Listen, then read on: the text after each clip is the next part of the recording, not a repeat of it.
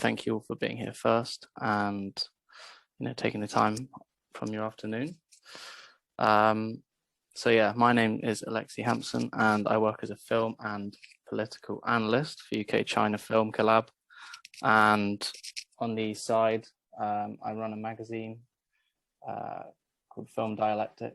And the first article I uploaded to actually is about the film in discussion, China's Van Goghs, which Kiki is the director of. For those who haven't seen it, we are going to be showing, I'll share my screen and show a trailer. But I'll do that in a minute. But first I want to, give a warm welcome to our main guest, Kiki Tianqi Yu. So she is the director of China's Van Goghs, and as well as a filmmaker.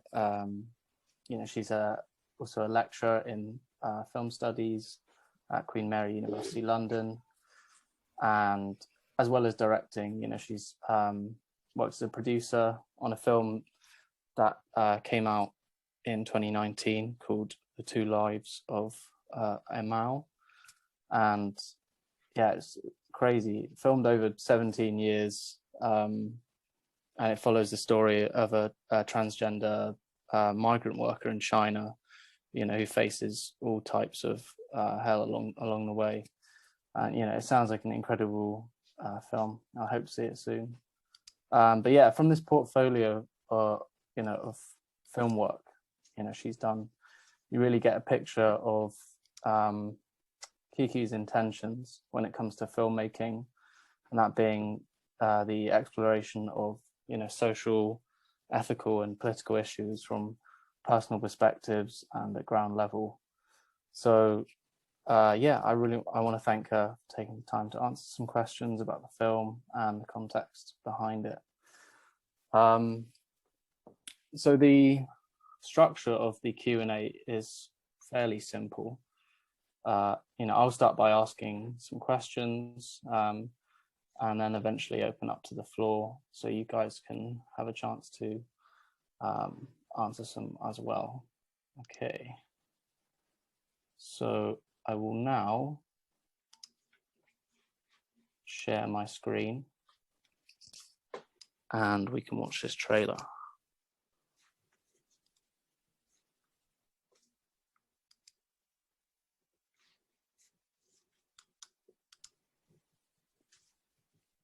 Okay.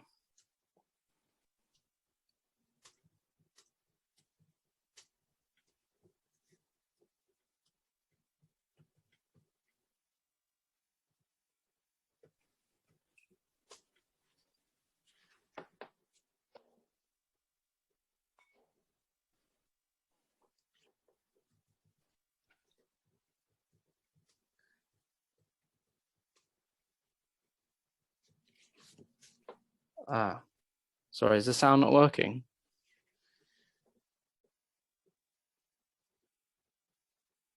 Okay,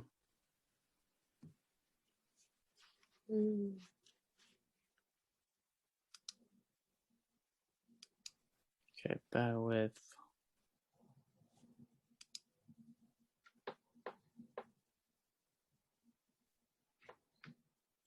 Okay, sorry, I'll just share the sound.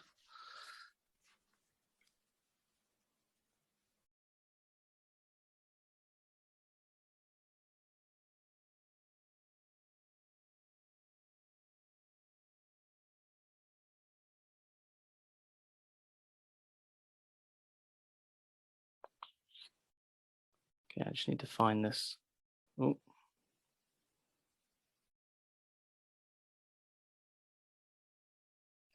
Okay, I'll try to take out my earphones actually.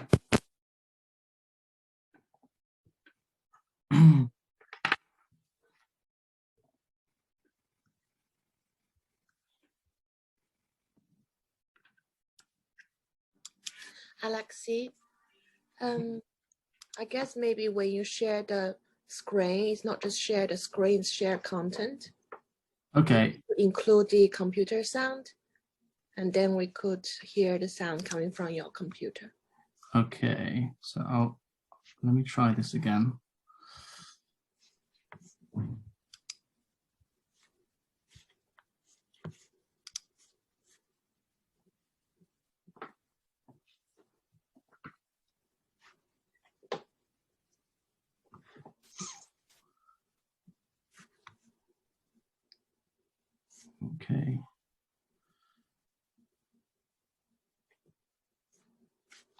I might ask Hunan. I made the multiple participants can share simultaneously, so I wonder if you might be able to share. Okay, if you just play the trailer again on YouTube, just without the headphone, it should be okay, like that.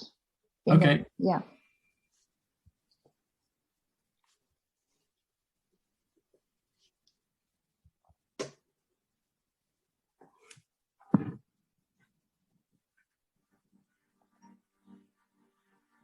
有一个晚上，我敲了门，梵高真的出来了，哇，出来跟我画的一样的。哇，当时梵高问了，小勇，你现在画我的作品怎么样呢？我说，我一直基于你的状态。这个时候我手伸过去，他突然之间不见了。这一下我就醒了，满脑子都是他，都是梵高。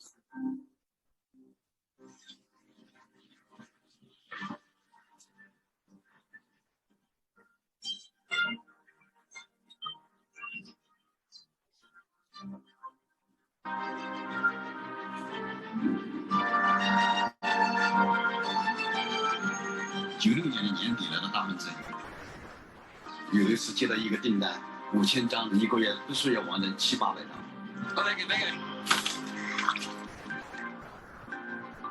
就有这个梦想，就到梵高美术馆去看看梵高的真迹，看看梵高当时的那种心情。这么快去了。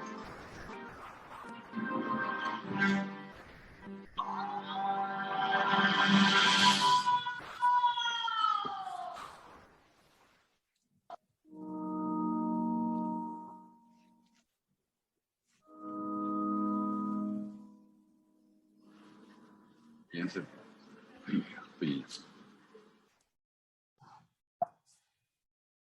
Okay.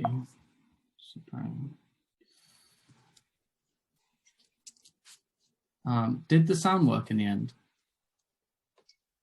Yes. Okay, cool. I was hoping it's yeah. Okay, right. I'll stop sharing now and start with the questions. Okay. So I gave a brief introduction to you, but if you could share with our audience, a little bit about yourself and a little bit about the film Chinese Van Goghs, for those who haven't seen it. Thank you. Okay, well, thanks UK China Film Club for organizing the screening of this film as part of your screening seasons. Well, the film, how we started, actually the whole film project was started based on a photographic project that the co-director, my father, has been working on since 2005. So that's about more than 15 years ago. He started documenting Dafen, the village of Dafen, the painters and their life with still image. And the image, this group of photos won the World Press Photo in 2006. Well, at the time I was studying in the UK doing film productions, and I was always very interested in the group, this group of painters and the relationship with the original painter, as versus then only the copy painters.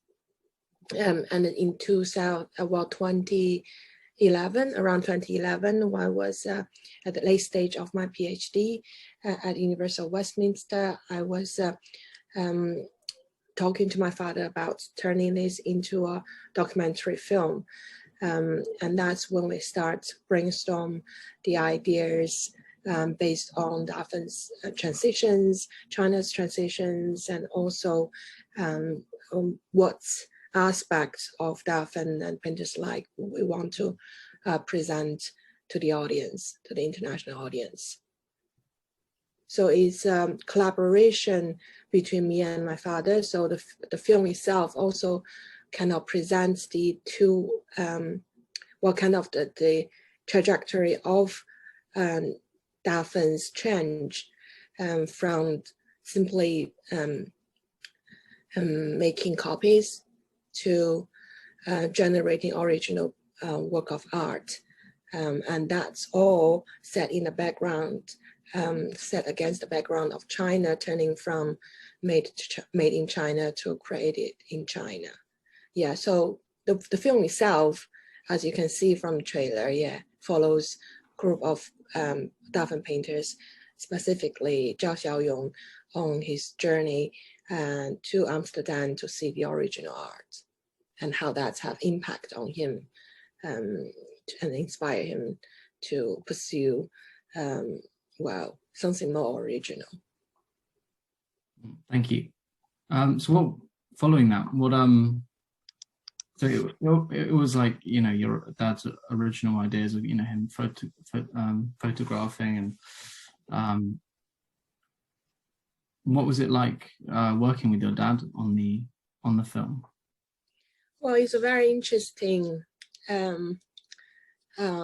question, and a very, very valuable experience, I would say. Well, of course, you know, there's, you know, we know each other very well, but also there are power, you know, relations between father and daughter.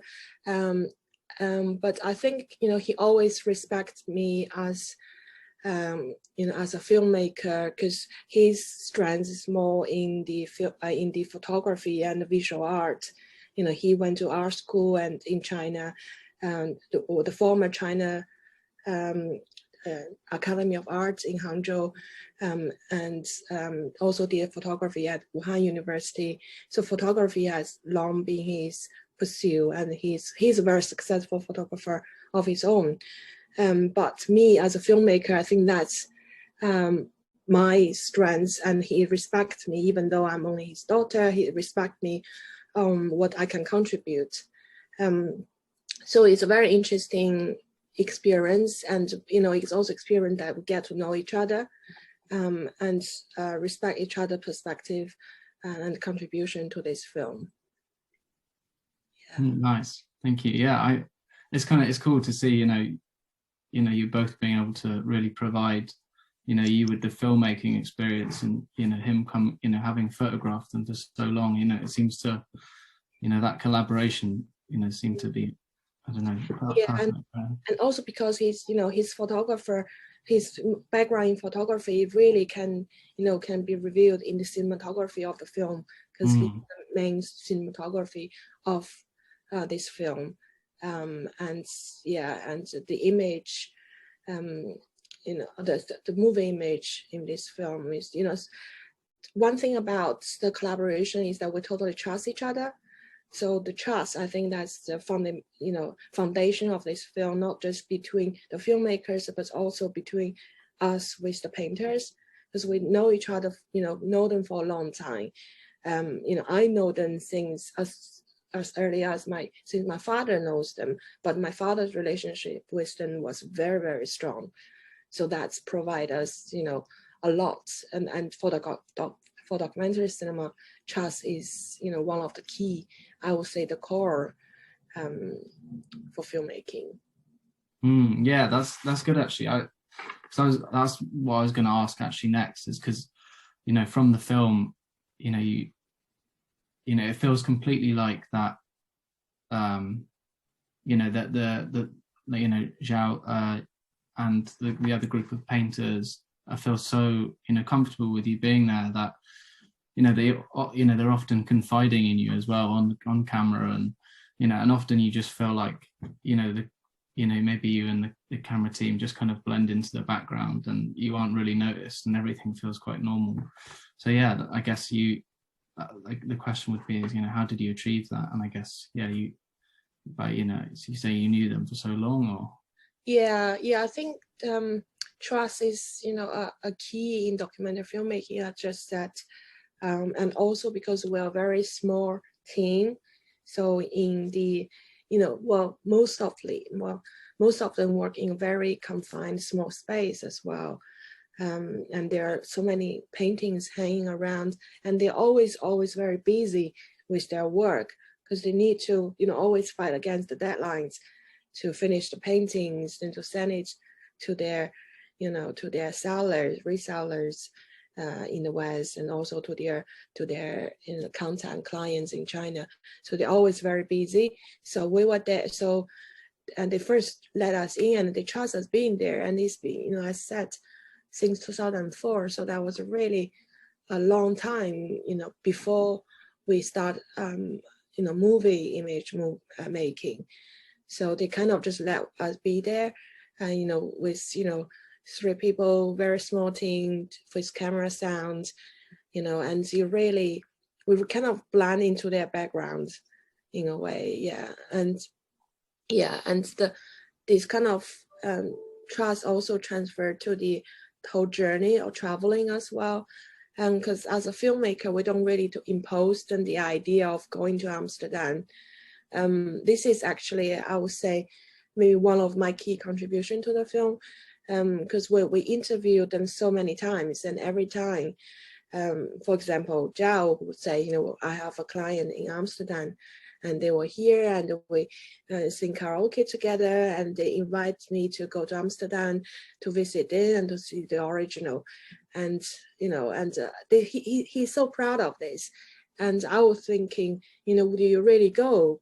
And what would you see? How would you respond to the original? If you actually go there and see it. And so I do ask him, would you really go? And since we've been filming him for a long time and asked this question a few times, he thought, okay, really, actually, it's not just a joke. He could actually seriously thinking of going.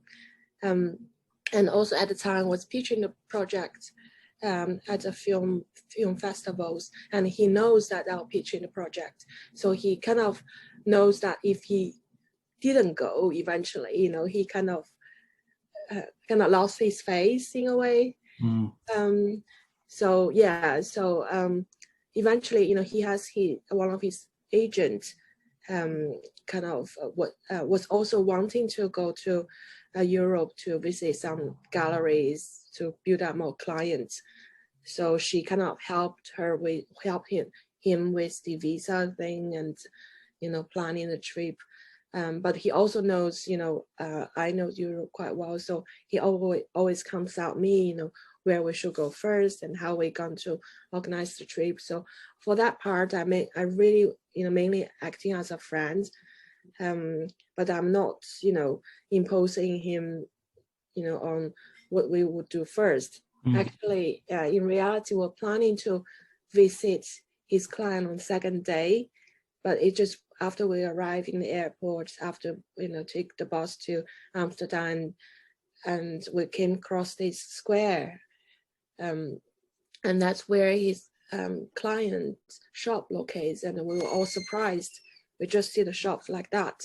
So that was a very spontaneous reaction, as you can see in the film. Sure.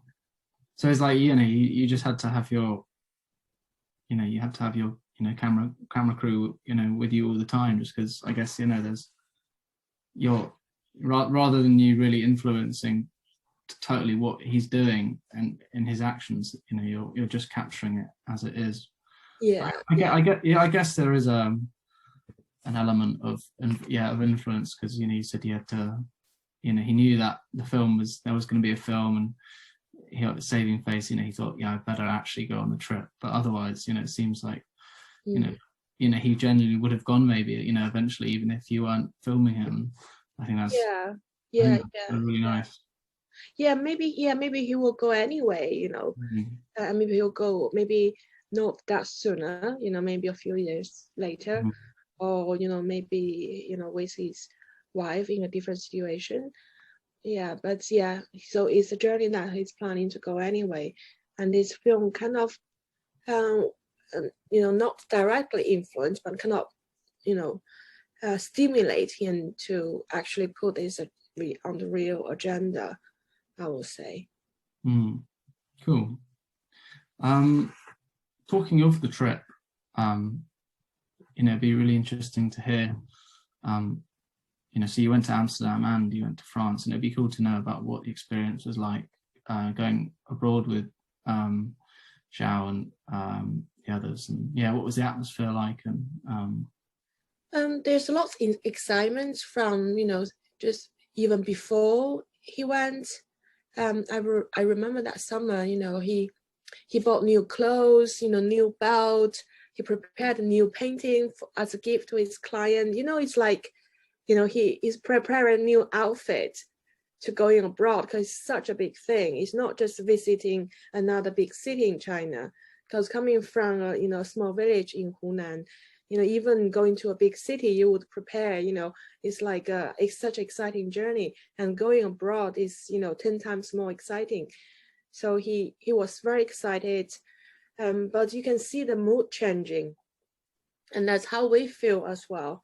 We were all very excited, but the moment we arrived in Amsterdam, it was almost going to rain. There was a storm coming, and just before that, he saw his shop, the shop that sell his painting, and experienced the the sudden shock of the price difference also. And for us, oh my God, it's like like a roller coaster. And you can see his response. Totally. Yeah, and also afterwards in the hotel as well, when he was talking to his friends. Yeah, in the hotel room. Yeah. There's definitely that element of what he perceived to his paintings and his reputation was like it in Amsterdam, and it's as if he was sold some sort of image, and when he gets there, it's it was we all thought it'd be a gallery. We all thought it'd be a real gallery. At least his painting will be shown through the window display, in a gallery. Amsterdam, the shops are quite small. If even it's not a big space, at least you can see it through the window display and nicely presented. So he really didn't think it would just be a souvenir shop, and for that, I think on camera he feels it's kind of lose face in a way, because for in his mind, he dragged us all the way to travel with him and to film his experience and film his painting in Amsterdam, and he didn't expect it just at a souvenir shop outside Van Gogh Museum, where people just buy its like a gift. So he didn't really expect that, because before he was very proud about his painting. Even though it's copies, he always think his copy is the best in Dafen. It definitely you feel really bad for him, and obviously the film makes good drama, because you capture that moment when he realizes. But equally it's just it would have been very different. It would have been very different if it was at a gallery. It would have been a very different style of film, I guess. Cool. So on to the next question. So I think in many ways, in the West, I think many people think that profiting off of replicas of art might be like an underhand or unscrupulous way of making a living. How different is that mindset in China, and I guess in Dafen especially? I guess that's that assumption is copies are bad. Copies,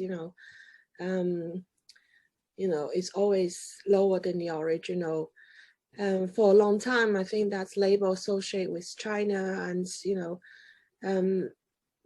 doesn't make any Chinese people feel good. But I would say, especially during the research and making of this film, copy, even for any artist or any artist want to be, is an important process of learning. And at art school, or even before you go to art school, you copy the master's work and just to learn the techniques. And in any industry today, if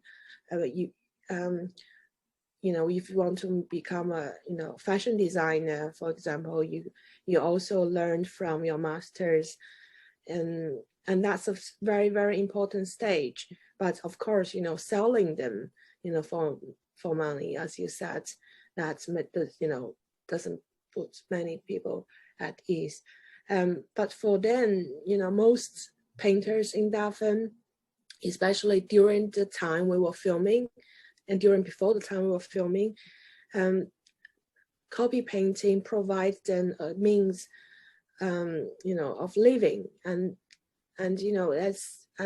they use that, they rely on them to make a living, to pay for their children's school fees, and that's for them. I don't think it's something to be ashamed of. It's a way of living, and they're very proud of themselves, because many of them have no backgrounds in art at all. And given how the art college system work internationally, we all know that you need at least education in art background, but also contacts. And for these peasant painters, they have no background in painting in the first place.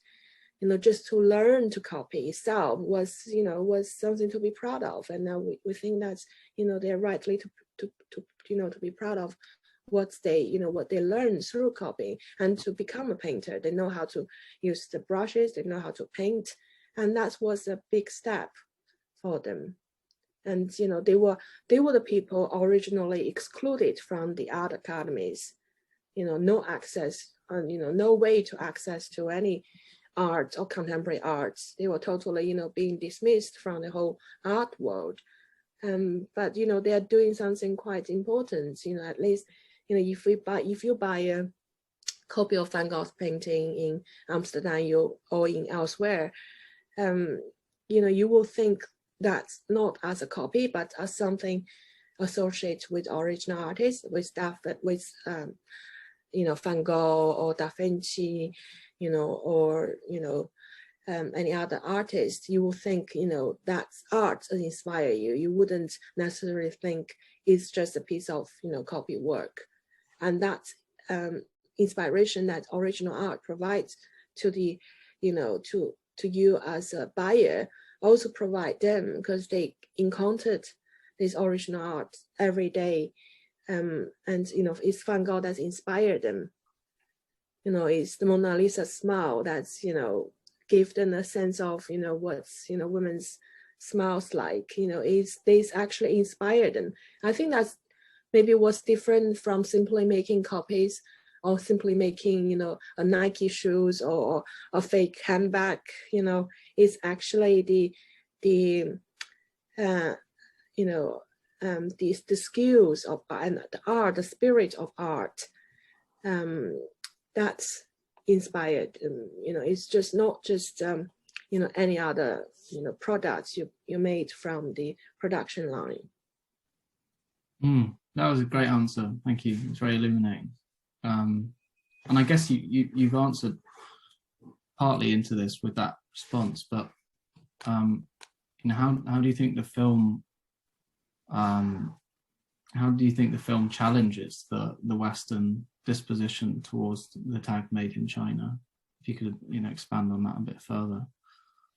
You mean China's position in the... as in so how do you think the film challenges the Western idea? I feel like they're in the West, there's a bit of a maybe a predisposition towards things tagged made in China, I guess, regarding the sentiment and integrity of those items. But I think how would you say that the film challenges that? Yeah, I think that's as directors, that's one of the message we want to deliver. How the film actually presents a different or position that China want to be at a global stage. both culturally and economically. China at the time, and now even more, it's not just a big factory for, these cheap products anymore. And economically, it's kind of gone through that stage. And then creatively, you have the Chinese local brands launching at international stage, both in art world, in fashion, design, and and like Huawei's phone, for example. Huawei phone is very popular internationally and here as well. It's not something that's just made in China. It's designed in China. It's conceived in China. I don't want to be totally pro this idea of everything created or designed in China is good, or China is no longer associated with made in China at all. I'm just saying China is in this stage of transitioning, and you do have as someone who's working in the cultural creative industry myself. I'm also hoping to get recognition, and I think this film is also for us as a statement. We Chinese artists could be recognized by our creativity, and the film, was a strong message about that. Yeah, definitely. I think, I feel like the transition towards the end of Zhao, starting to make his own originals really felt like, a metaphor for that transition that China is going through, as you're talking about. So I thought that was really brilliant, really brilliantly done. And I think it, really works to change people's opinions, I guess, the people who watch it in the West.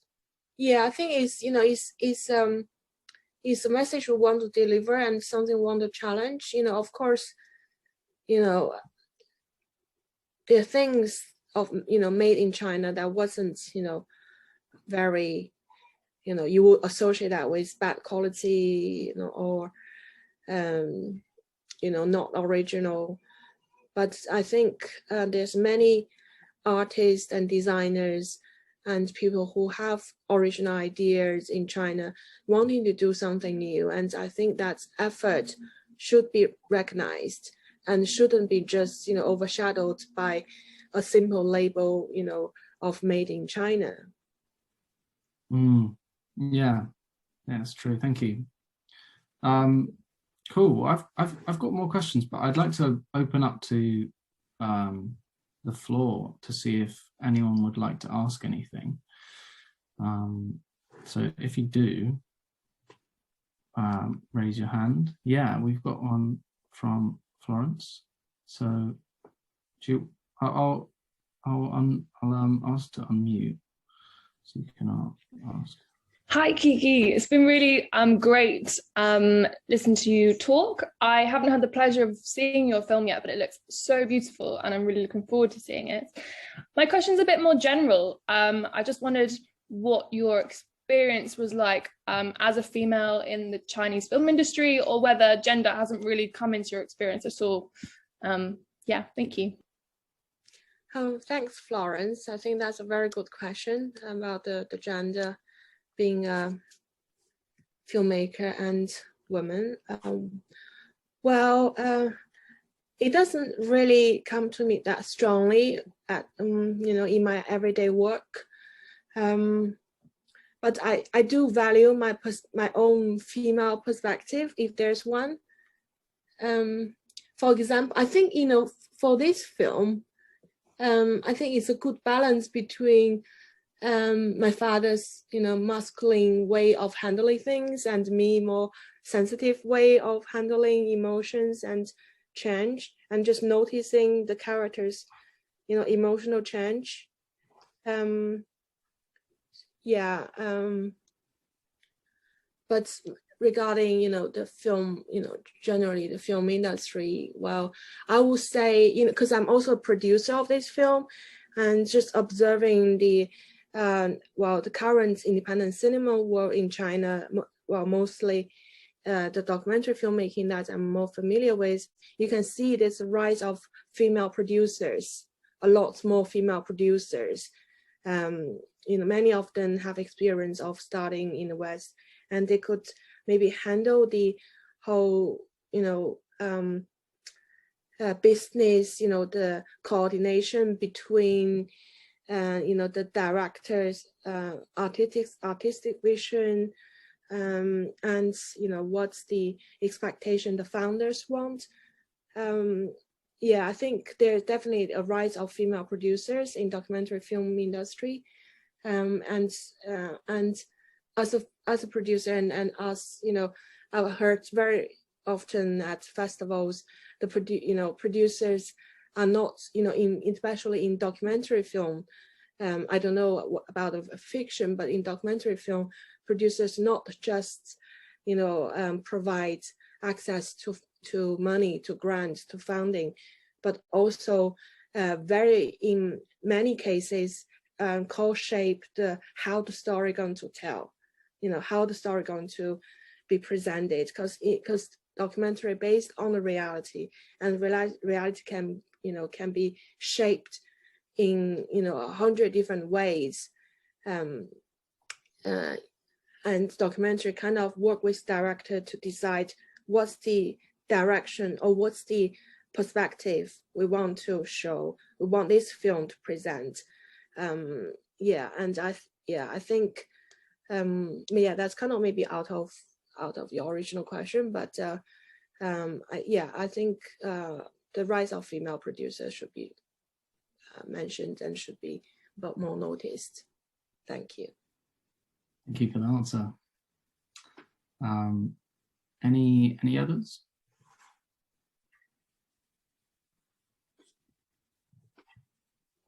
Let's see if I've got a message. Right, yeah, I think we've got one from Matt. He said his microphone isn't working, but he could,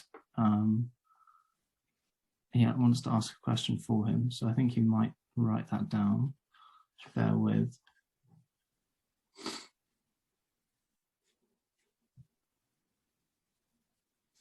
I guess in the meantime, Hunan would like to ask something. So if Matt, you just write something down, and I'll ask it after Human's question. Hi, Kiki. Thank you very much for allowing us to show your film at the festival at the moment. We watched the film this morning just to refresh my memory for the Q&A, and it's such a emotional journey for me. I cried again. I think, especially when you see this protagonist, Zhao, when he goes to Amsterdam and when he finally sees the true paintings, and the emotion, you can just feel what is going on inside him. He spends 20 years painting, imitating these artists, and finally he has a chance to see it. And it's different. The things that he was saying that, oh, the color is different. And he thinks that he was doing such a great job. Maybe his copies were selling at a high class gallery, but in the end, it was just being sold at a souvenir shop. It must be such a traumatic and emotional journey for him. And how did you manage to capture all those emotions when you were following him on the journey? Was it comfortable for you to film that? Mm-hmm. Did you feel emotional yourself too, seeing him going through that process? Because it's for me, it's very tough to see it. I just feel very sorry for him. Bless him. Yeah, well, thanks, Hunan, for sharing your experience of watching this film. And I think it's, you put it very well. These emotions, we're going through with him, can really, touch us and make us to reflect, what we would, what if that happened to us, to me, in any context, where something you've been working on for so long, but not being valued the same as you valued yourself, or something that you copying for so long, you respect for so long, wasn't turned out to be the same. As I said before, the trust was the main thing. And we do feel, you know, we were very, you know, when we see the price difference, you know, we were very angry. I think, you know, I was even more angry than him because he still tried to compose his emotions. He revealed that, you know, through very close conversation on camera with us. But for the whole time, you can see he's still trying to compose him, you know, repress his emotions. He still present the gift for his, you know, for the client he work with. You know, he's still, you know, doing all this li, you know, that's Chinese being, you know, being educated on for a long time. You go there, you visit your friend, you present the gift. You know, it's even though they rip you off, he think he's, you know, he rip you off, but he still do this what he think is appropriate behaviors. But inside is very different. So there are emotions that we were, you know, just with him, and we feel uncomfortable at times. But you know, as long, you know, throughout the journey, we also see him trying to make something new, and the paints, you know, wasn't successful, and he's not happy with his own painting. But I would say maybe that's expectation or anticipation of seeing something new, or the imaginative space that provide him actually was very, very healthy. Because after he came back, he tried to mimic the, you know, brushwork of Van Gogh even more. Because before there was huge space for imaginations. He think the pink, for example, the paint was very thick, so he does a lot of layers of, for example, the sunflower painting, a lot of layers. But when he actually realized, you know, paint, because Van Gogh was very, you know, very, very poor, so he couldn't afford much painting. So his painting, you know, it was not quite dense at all. So he tried to do that and use the color to mimic the color he saw at the museum, which is more fade out.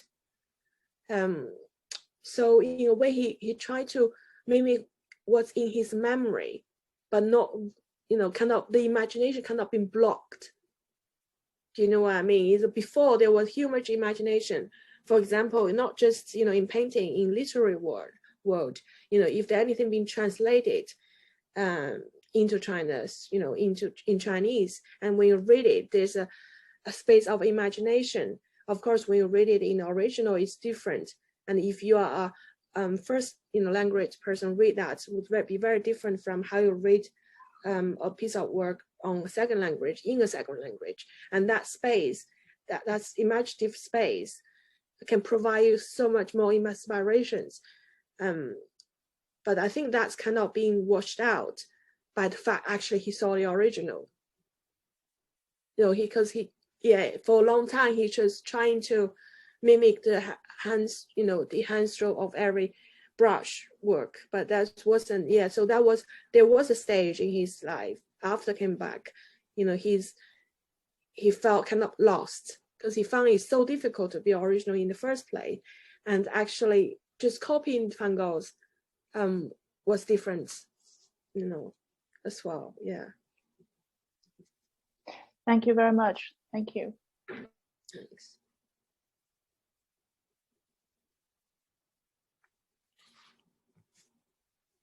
Any other question?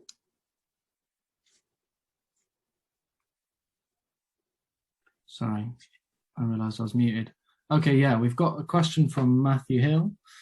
So he said, Loving Vincent, which came out the year after China's Van Goghs in 2017, has the same spirit of emulation and reverence to Van Gogh as an artist, but similar to Zhao's own journey at the end of the film, there's a lot of imagined scenes in that film. And I'm wondering if Kiki enjoys that film and has any thoughts on artistic impact across time.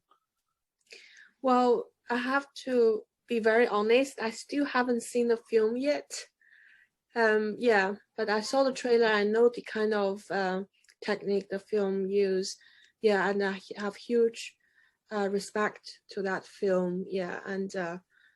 And also because I think when I was first saw the trailer, I didn't want to be influenced by that, you know, by another film on a very similar subject. Yeah, but I should have seen it now. Yeah. So that will be on my list. Cool, thank you. Thanks. We've got a question from Lisa as well. So she's raising her hand. So yeah, you can unmute yourself. Okay, hi. Yeah, thank you very much. I like the previous people have said, it was such a kind of emotional journey watching this film, and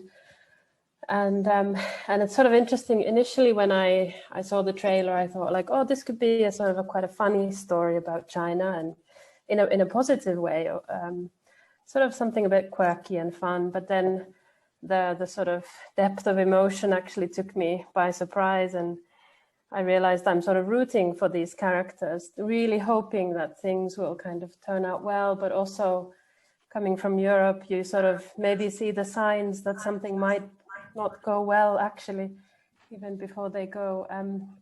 So yeah, thank you for an emotional film.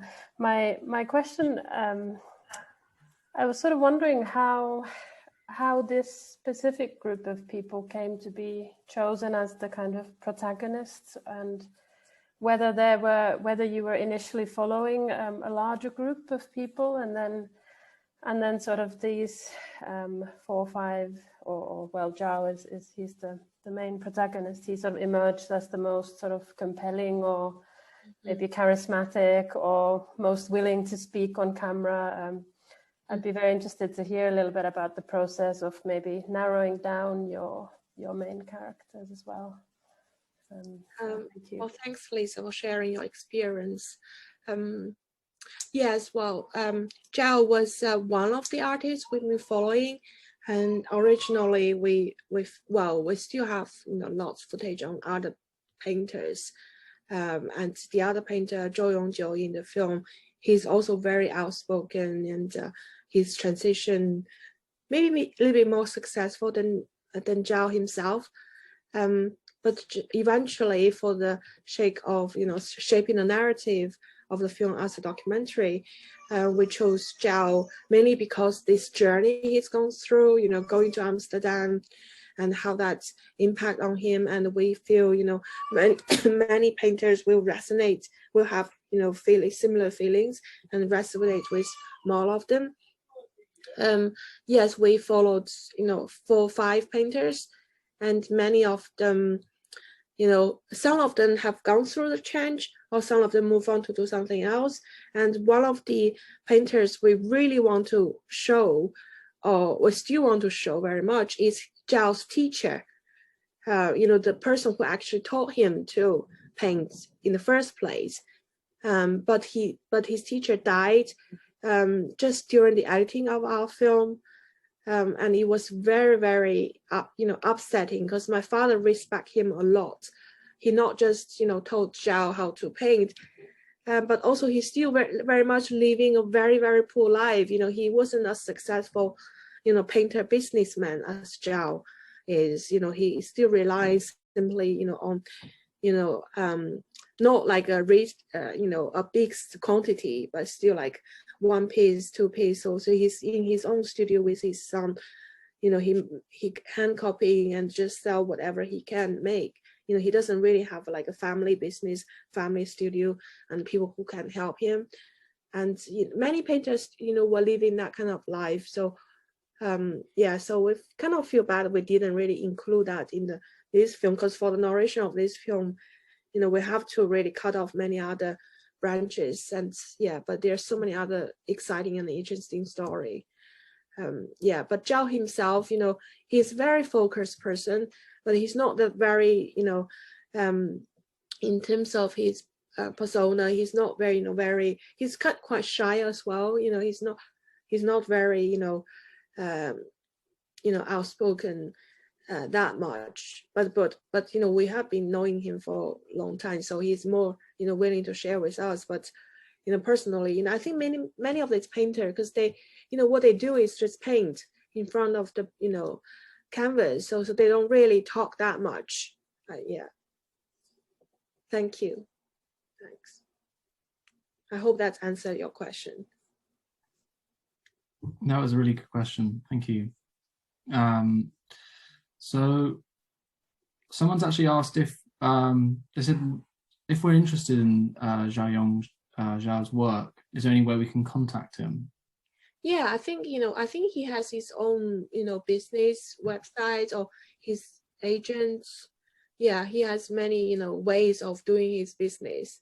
Yeah, I'm sure you can find him, on the internet. Or yeah, quick Google. Relating back to, it'll be really nice to see some. It would have been great to see some like outtakes or something, or like, you said you had loads of you had footage that you had to edit out. It would have been really awesome to see some of that. But I guess, yeah, as you said, you've got to fine tune it. Yeah. Thank you. Cool. I think if we have any other questions, Hunan, yeah. Sorry, I have many questions. So I think this film really raises a lot of questions and is very thought-provoking.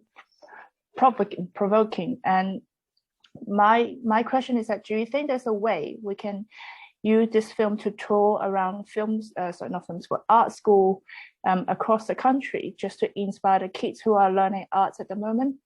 Because before I was working at an art school in Birmingham, the Birmingham Art School. The art students nowadays in this country, they don't learn how to paint anymore. They don't know how to draw. They just play around concept, which is great. Everyone is after Damien Hirst and all that, but they can't paint. I was in art school for 3 years. I didn't see any single student who can paint like our protagonist in the film, with that kind of skill and also devotion and also passion. It's just, I think it's incredible that kids nowadays don't draw or paint anymore at art school. Is that a way that we can use your film to go around art school in the country, just to inspire and just let them know, if you really want to become a true artist, you have to pick up some of the basic skills. Oh, a little baby there. Hello. Gloria woke up. Yeah, I just had to take her out of her. Yeah, I think definitely. I understand very well what you are saying, and I think that was also one of the message we want to deliver in the film. Whether art is just about the concept, or just about the ideas. What have been lost, over the past 50 years at least, is the actual techniques, the skills, the craftsmanship of being an artist. The film was shown at the University of Arts London. One of the college, the Wimbledon College, they do paintings. Yeah, it was shown there once, and I think they invite us to show again last year during the lockdown. Yeah, I think it definitely worked well for the art college students, to see something actually get lost, to see something that people work so hard for and actually support them, and what's the whole hardship of being an artist. Yeah. Definitely, I think Alice is going to work on something like that after the film festival season. Yeah, I think it will be. Yeah, I remember there's another, not just art school, like high school in London was also wanting to show the film to these kids, just to see China from different perspectives. Thank you. Thank you. So I guess, unless anyone else has any pressing questions, we can round off, because you've got a baby, and she obviously is very cute. things to do, I imagine. But yeah, it's been coming back from nursery very soon. So yeah, so okay, yeah. Well, it was absolutely brilliant having you, and I really appreciate you spending the time this afternoon to chat to us. And yeah, I think you've really, there was many more questions to be asked, but I think you really, I feel like you provided very interesting, thoughtful answers. So yeah, thank you for that, and thank you for everyone else who made it this afternoon as well. Thank you very much. Thanks for all the great question, and thanks Hunan and Alex for screen the film and have made this Q&A possible. Yeah, thank you. I really hope to it's been a while I talk about this film because I've been working on my new project, and I have deadlines to catch for next Monday. I've been and I almost forget about the whole process. So it's good to remind myself and to talk about it again. Yeah. Yeah, I guess because it was 4 years ago since it came out, so I guess it's interesting to see. I don't know, I guess with the festival it's had a bit of a second wind of audience maybe. Definitely. And actually I also want to just remember the film will be released in cinema in France from September, for nationwide release. So that's something new for this film. That's great. Yeah, so that's quite good news for the painters. I'm sure they will have lots more business. They have, I remember Zhao Xiaoyong raised his price like 10 times more, I think, after he came back from Amsterdam. And many, well, he well deserved that. But the film really helped a lot with their business. Yeah, and there are other. Oh, brilliant! That's good to hear. I'm glad. I hope he's doing well. I really do. Thank you. Thanks for all the questions. No worries. Cool. All right. Well, have a good afternoon, everyone, and we'll see you next time for another Q&A. But great. Okay. Bye-bye. Bye-bye. Bye. Bye.